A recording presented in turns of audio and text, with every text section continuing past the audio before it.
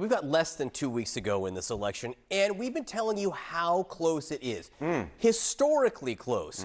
Closer than ever. But here's a question. What if it's not? All right, CNN senior data reporter Harry Enton is here. And as close as it is, yes, sir. And we do believe it's super close right now, that also means that if things change even just a little bit, it's not really close. It isn't. You know, so we have been talking about the idea that there's going to be a historically close election. I think I might have said it on this particular program, but in fact, will the winner get at least 300 electoral votes? The answer is majority yes. There's a majority yes chance, 60% chance that the winner of this election gets at least 300 electoral votes versus just a 40% chance that the winner ends up getting less than 300 electoral votes. So for all the talk that we've had about this election being historically close, which it is, chances are the winner will still actually score a relative blowout in the Electoral College. Oh my God, you're making my hair hurt. Boom! How can it be that it's so close, but yet still more likely than not that it's a fairly big victory in the Electoral College? Yeah, so let's take a look at that polling average, all right? So if you look across the 7 key swing states, the 7 closest states, in all of them, the margin right now is under 2 points, under 2 points. But keep in mind, polling ain't perfect, my dear friends.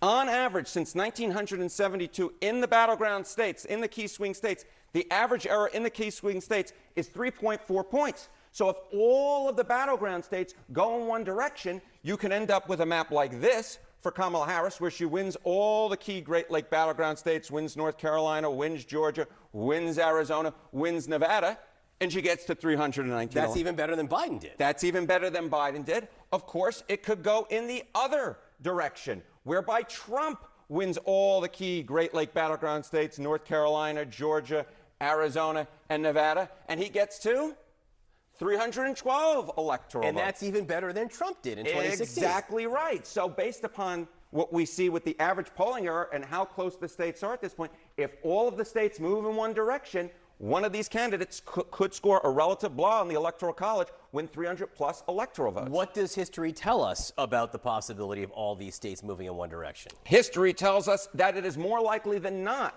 that all of the swing state polling errors would move in one direction. So in 2012, 92% of the states moved in Obama's direction. That is, the polls underdid Obama. In 2016, 83% of the swing states moved together because the polls underdid Donald Trump. Of course, we all remember that. And how about in 2020?